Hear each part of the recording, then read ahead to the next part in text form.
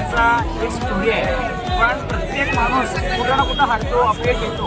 पण अपयशातून आपण निराशा होऊ नये. त्याला सामोरे जाऊन या संकटावर मात करून काहीतरी केलं पाहिजे.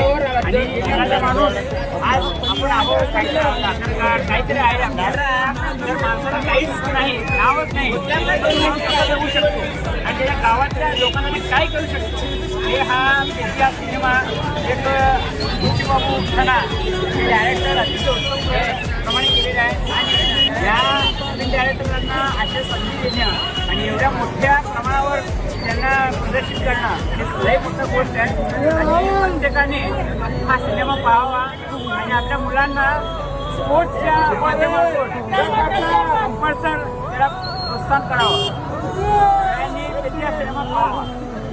जय रामचरण.